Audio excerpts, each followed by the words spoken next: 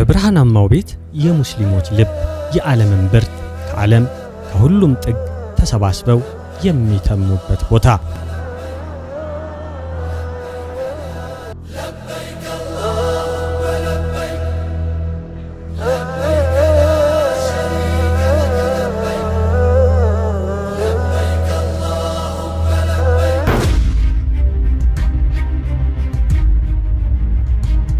እዚህ ቦታ ላይ የሰላም መልእክት ተጀምሮበታል።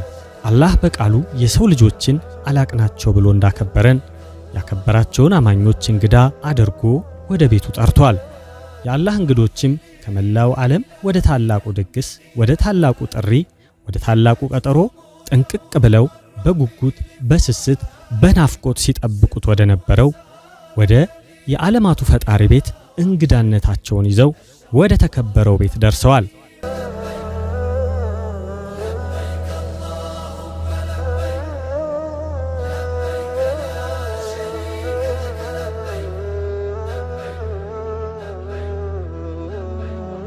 አካል ሳይሆን ልብ፣ ምላስ ሳይሆን ኢማን የሚናገርበት የአንድነት ሜዳ ሐጅ።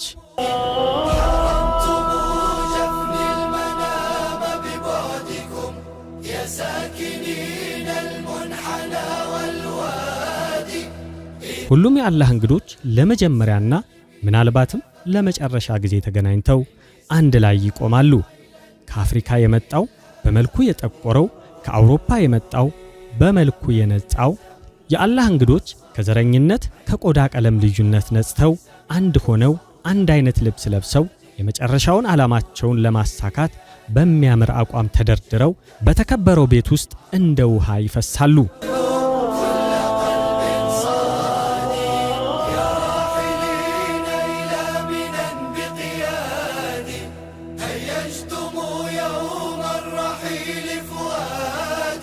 የአላህን ጥሪ አክብረው ምናልባትም በሕይወት ዘመናቸው ለመጨረሻ ጊዜም ሊሆን በሚችል አጋጣሚ ጌታቸው እድሉን አመሻሽቶላቸው በአላህ ቤት ያስገባቸው የአላህ እንግዶች በእንባ በሲቃ ተወረው ምድራዊ ነገራቸውን እርግፍ አድርገው ትተው የጌታቸውን አላህ ሱብሓነሁ ወተዓላ መሐርታ ሲለምኑ ሲታዘዙ ማየት ዓለም ላይ ከሚታዩ በጣም ትልቅ የእውነት ብቸኛ ትዕይንት ያደርገዋል ሐጅ።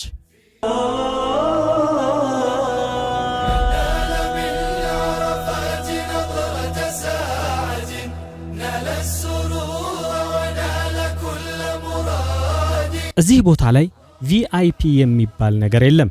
ከዓለም የሚመጡ የአላህ እንግዶች እንጂ ሌላ አይደሉምና ከዓለም ከተለያዩ ሀገራት ንጉሶች፣ ፕሬዝዳንቶች፣ የሀገር መሪዎች፣ የሀብት ባለጸጎች፣ ቢሊዮነሮች በሀገራቸው በጋርድ የሚጠበቁ ሁሉ የተከበሩ ይመጣሉ።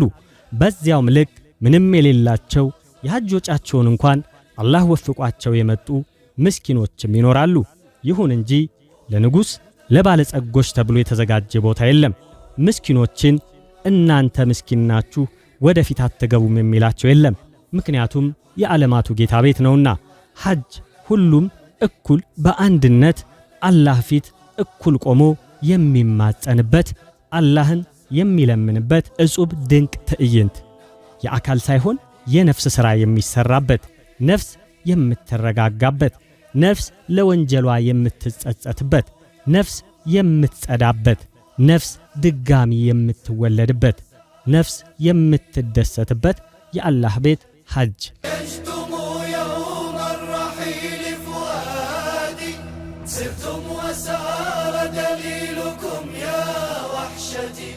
الشوق أقلقني وصوت الحادي ሙሉ የሐጅ ልብሳቸውን ሲለብሱ አዲስ ሕይወት ይመጣል፣ ድካም ይጠፋል።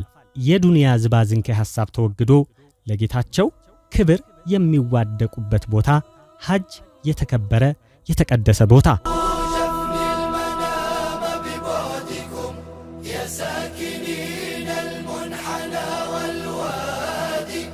ፍጹም ትክክለኛ መታዘዝን የሚታዘዙ አማኞች የአላህ ቤት ደርሰዋል።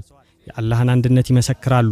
ምንም እንኳን በአካል በቋንቋ ቢለያዩም ድምጾች ግን ተስማምተው አንድ ሆነዋል። አንድ አይነት ቃላት ያወጣሉ።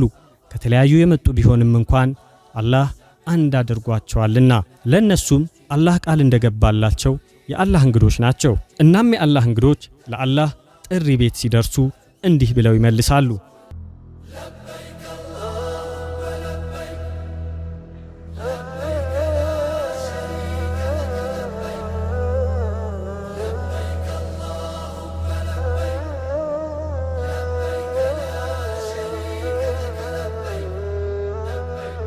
በዚህ ቀን የተሻለ ሕይወት ይገለጣል። አላህ እስልምናን ሞላውላችሁ ያለውም በዚህ በአረፋ ቀን ነበር። የአረፋ ተራራ ላይ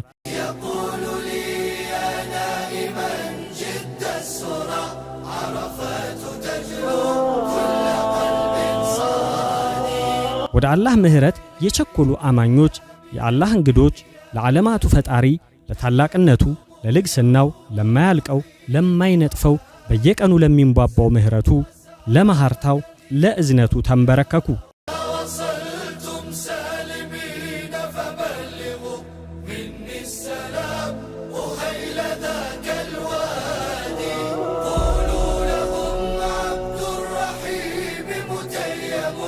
ምህረቱ የማያልቀው አላህ ሱብሓነሁ ወተዓላ ደጁን ከፍቶላቸው በምህረቱ እያጠበ አዲስ የተወለደ ልጅ የሚያደርጋቸው ቦታ ሐጅ።